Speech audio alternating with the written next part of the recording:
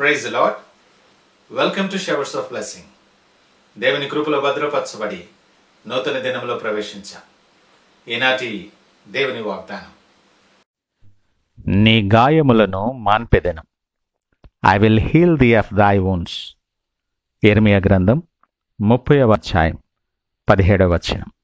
Praise God. ఈ నూతన దినములో దేవుడు మీ కొరకు సిద్ధపరిచిన ప్రతి దీవెన ఆకాశపు వాకిళ్ళ విప్పి మీ మీద కృమ్మరించునుగాక.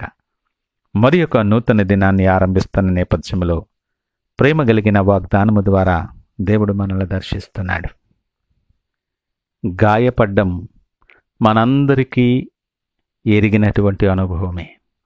గాయపడని వారు ఎవరు ఉండరు. ఆయా నేపథ్యాలలో, ఆయా పరిస్థితుల్లో చేతల చేత, మాటల చేత అనేక విషయాలలో గాయపడిన వారమే. కొన్నిసార్లు మునుపెన్నడూ మనము వినని రీతిలో అనేక రకాలుగా గాయపడి, గాయపరచబడిన స్థితిలో కృంగిపోయి బలహీనులమై ఉండిపోతాం. ఘోరమైన ప్రమాదభరితమైన గాయము చేత నిండి ఉండొచ్చు.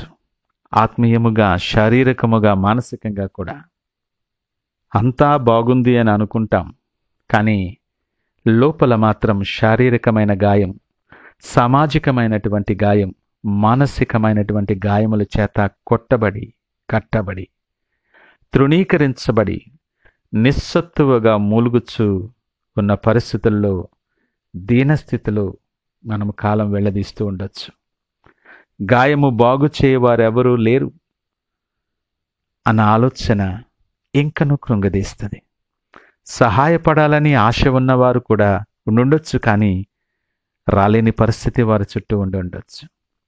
వాస్తవానికి మనం ఆలోచన చేస్తే మనలను సరిచేయటానికి, విధేయతతో నడిపించటానికి దారి తప్పి మనము నిర్ణయం తీసుకుంటున్నప్పుడు తండ్రి తన కుమారుని గద్దించే రీతిలో శిక్షించి ఈ గాయాన్ని నీ మార్గములోని జీవితంలో అని అనుమతిస్తాడు. గాయము చేయువాడు ఆయనే, గాయము కట్టువాడు ఆయనే.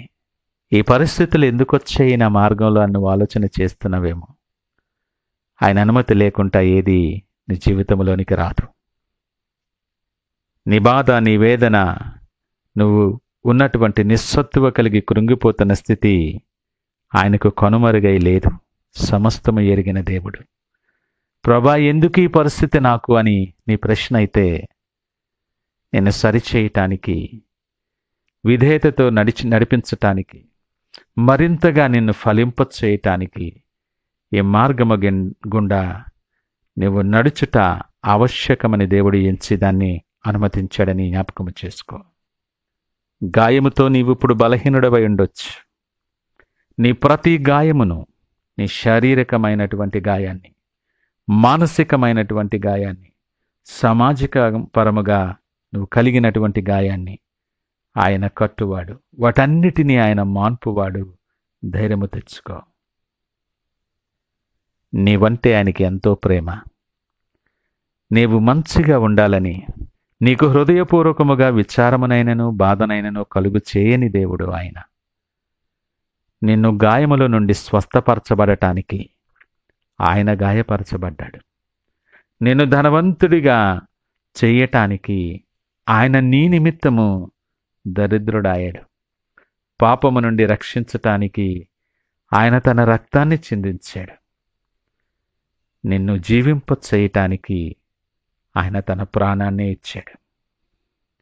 ప్రేమ కలిగిన దేవుడు ఈ నూతన దినములో నీ ఎడల ఆయనకు నూతనమైన వాత్సల్యత పుట్టుచూ ఉన్నది. ఆ కృపల చేత నిన్ను పలకరిస్తూ నీ మీద కృప దీవెనలు కృమ్మరించటానికి ఆయన సిద్ధముగా ఉన్నాడు. నిన్ను స్వస్థపరచగలిగిన సమర్థుడు ఆయన. ఏ పరిస్థితినైనా నిన్ను లేవనెత్తగలడు. రక్షింప నేరక యుండునట్లు నా హస్తము కురుచు కాలేదు అని మాట్లాడుతున్న దేవుడు నీతో మాట్లాడుతూ నీ ప్రక్కనే ఉన్నాడు. ఇవదే కాలం ధైర్యం తెచ్చుకో. నీ గాయాన్ని బట్టి నువ్వు కృంగిపోకు. శారీరకమైన గాయమా, ఆయన చేయి చాపి ముట్టి స్వస్థపరచగల సమర్థుడు. నీ మనస్సుకు, నీ గుండెకు గాయమైందా? గుండె చెదిరిన వారిని బాగు చేయగలిగిన సమర్థుడు ఆయనే. గాయపరచబడి కృంగిన స్థితిలో నిన్ను ఆదరించేవారు ఎవరు ఉండరు. నీతో ప్రేమగా ఉన్నవారే, నీతో నడిచిన వారే నువ్వు గాయపరచబడినప్పుడు నీకు దూరస్థులైపోతారు. నువ్వు పరచబడటానికి కూడా వారే కారణం అవ్వగలరు. అందులో ఆశ్చర్యమేమీ లేదు. కానీ ఆయన నమ్మదగినవాడు. ఆయన నిత్యుడని, అసాధ్యమైనది సాధ్యము చేయగలడని నువ్వు నమ్మగలిగితే ఆ విశ్వాసముతో ఆయన వైపు చూస్తూ నువ్వు అడుగు వేయటానికి సిద్ధపడు. నువ్వు చితికిన స్థితిలో ఉన్న నీ పరిస్థితులను చూస్తే దేవుడు కాదు, ఈ లోకం చూస్తుంది నీ పరిస్థితులు. నీ పరిస్థితిని బట్టి ఈ లోకము మాటలు, ప్రవర్తన సమస్తము మారిపోతాయి. ఇంకా వీలైతే ఆ గాయాన్ని పెద్దది చేయటానికే ప్రయత్నం చేస్తుంది లోకం. ఎందుకనగా గాయము కట్టబడి నువ్వు నిలవబడితే మరలా నువ్వు శక్తి పుంజుకుంటావని ఇష్టము లేని లోకం నేను అణగద్రొక్కటానికే ప్రయత్నం చేస్తుంది. కానీ దేవుడు నీ గాయమును మాన్పువాడు, నీ గాయమును కట్టువాడు ఆయన. సంపూర్ణమైన సడలని విశ్వాసముతో ఆయన తట్టు చూస్తూ నువ్వు అడుగు వేయగలవా? ఆయన దగ్గరకు వచ్చి వారిని ఎంత మాత్రము త్రోసివేయని దేవుడు నీ కొరకు చేతులు చాచి ఉంచాడు. ప్రార్థన పూర్వకముగా ఆయన వైపు అడుగు వేస్తూ దినాన్ని ఆరంభిద్దాం. ప్రార్థించుకుందాం. పరిశుద్ధుడు, ప్రేమ నమ్మకమైన మా యేసయ్య, స్తోత్రాలు, వందనాలు.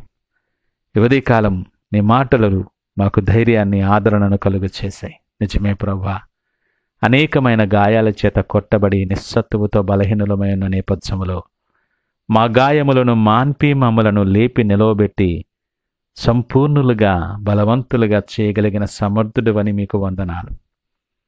ఇదిగో నీ చేతులకు మమ్మల్ని అప్పగించుతూ నీ సన్నిధిలో సాగిలపడుతున్నాం. నీ గొప్ప కార్యాలు మా జీవితంలో జరిగించి మీరే మహిమ, ఘనత, ప్రభావాలు పొందుకోమని యేసు పరిశుద్ధ నామమున అడిగి వేడుకొంచున్నాము తండ్రి. ఆమేన్. God bless you.